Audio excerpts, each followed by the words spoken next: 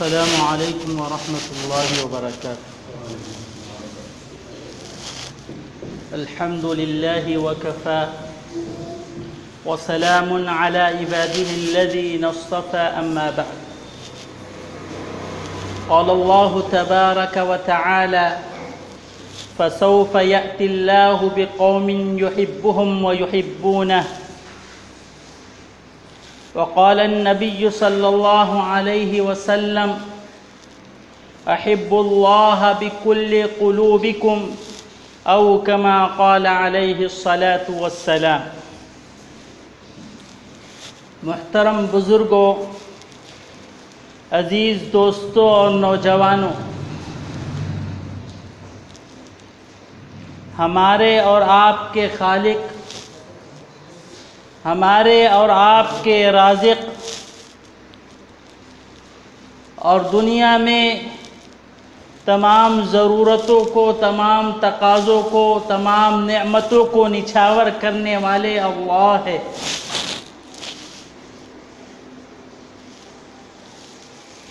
کہ اللہ نے اس دنیا میں ہم کو بے شمار نعمتوں سے نوازا ہے۔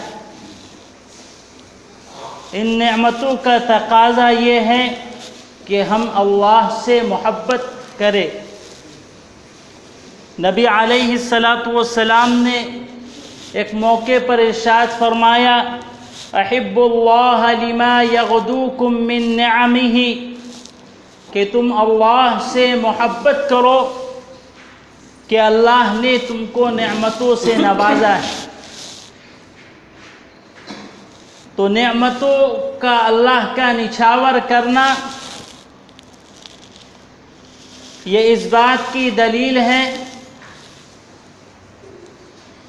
کہ اللہ ہم سے محبت رکھتے ہیں، محبت کرتے ہیں۔ اور جب ہم اللہ کی دی ہوئی نعمتیں استعمال کر رہے ہیں تو اس کا تقاضا یہ ہے کہ ہم اللہ سے محبت رکھیں۔ اور اللہ سے کتنی محبت کرنا ہے؟ نبی علیہ السلام نے اس بات کو بھی ارشاد فرما دیا کہ جب آپ مکۃ المکرمہ سے مدینۃ المنورہ تشریف لائے تو آپ علیہ السلام نے خطبے میں یہ بات ارشاد فرمائی احب اللہ بکل قلوبکم، کہ اے لوگو تم اللہ سے محبت کرو پورے دل کے ساتھ، کہ دل کے اندر صرف اللہ کی محبت ہو، اللہ کی محبت کے علاوہ کوئی نفسانی شہوانی محبت نہ ہو۔ اور یہ محبت ایمان کا جزو لازم ہے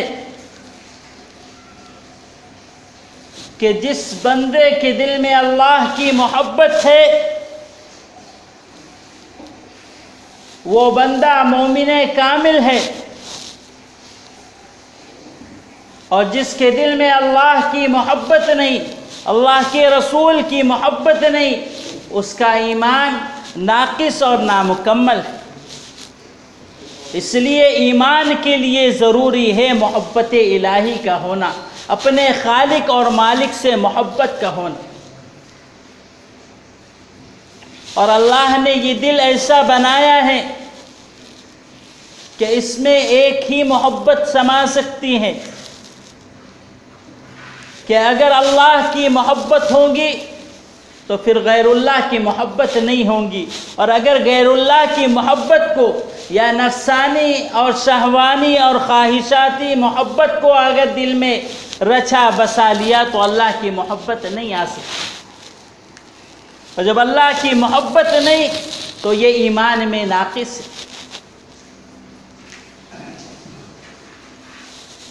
ایک موقع پر قرآن مجید میں اللہ تعالیٰ ارشاد فرماتے ہیں کہ اے نبی آپ کہہ دیجئے قل ان کان آباؤکم، کہ اگر تمہارے باپ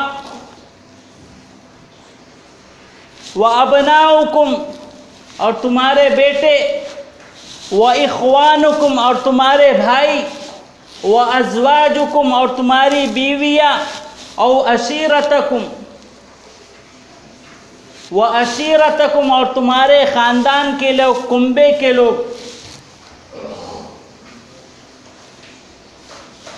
قُلْ إِنْ كَانَ آبَاؤُكُمْ وَأَبْنَاؤُكُمْ وَإِخْوَانُكُمْ وَأَزْوَاجُكُمْ وَعَشِيرَتُكُمْ وَأَمْوَالٌ اقْتَرَفْتُمُوهَا اور وہ مال جس کو تم نے کمایا ہے، وَتِجَارَةٌ تَخْشَوْنَ كَسَادَهَا اور وہ تجارت کہ جس میں کمی اور نقصان سے تم ڈرتے ہو،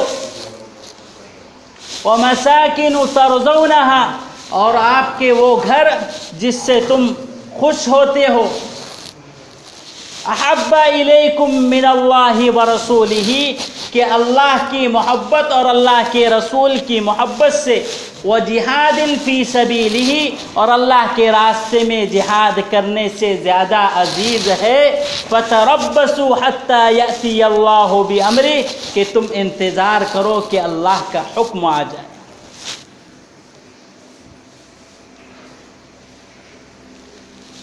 اللہ کے حکم سے مراد اللہ کا عذاب ہے کہ اگر تمہاری محبت باپ سے زیادہ ہو جاتی ہے، اگر تمہاری محبت اولاد سے زیادہ ہو جاتی ہے، اگر تمہاری محبت بھائیوں سے زیادہ ہو جاتی ہے، بیویوں سے زیادہ ہو جاتی ہے، اور اپنی تجارت سے زیادہ ہو جاتی ہے، اور اپنے گھروں سے زیادہ ہو جاتی ہے، تو اللہ تعالی یہ بات ارشاد فرما رہے ہیں کہ تم عذاب الہی کے لیے اب تیار ہو، کہ اگر اللہ اور اللہ کے رسول کی محبت سے اور اللہ کے راستے میں جہاد کرنے سے زیادہ اگر ان لوگوں کی محبت تمہارے قلوب میں آ گئی ہے تو یوں سمجھیے کہ تم عذاب الہی کے مقام پر کھڑے ہو. آج ہم اور آپ دیکھ رہے ہیں کہ نفسانی محبتیں عروج پر ہے، شہوانی محبتیں عروج پر ہے. یہ کوئی بتلانے کی ضرورت نہیں ہے کہ آج امت مسلمہ کس سے محبت کر رہا ہے، امت مسلمہ کا نوجوان کس سے محبت کر رہا ہے، امت مسلمہ کے پیارے پیارے بچے کس سے محبت کر رہے ہیں کہ وہ موبائلوں میں لگے. نوجوان عورتوں کے دل دادا ہیں، اور دوسرا اکثر طبقہ یا تو دنیا کی محبت میں لبریز ہے، مال کی محبت میں لبریز ہے، اپنے گھروں کی محبت میں لبریز ہے، اپنی بیوی بچوں کی محبتوں میں لبریز ہے. محبتیں ہونا جو شرعی محبت ہے وہ محبت کے درجے میں رہے وہ تو اصل ہے، اور اتنی محبت ہونا چاہیے. لیکن یہ محبتیں اگر اللہ اور اللہ کے رسول سے اور اللہ کے راستے میں جہاد کرنے سے اگر زیادہ ہو رہی ہے تو فرمایا کہ اللہ کے عذاب کا انتظار. اور آپ یہ تصور نہ کریں کہ عذاب الہی جب آپ کو جھنجھوڑے گا اور جب آپ پر مسلط ہوگا تبھی آپ کے سمجھ میں آئے گا. آپ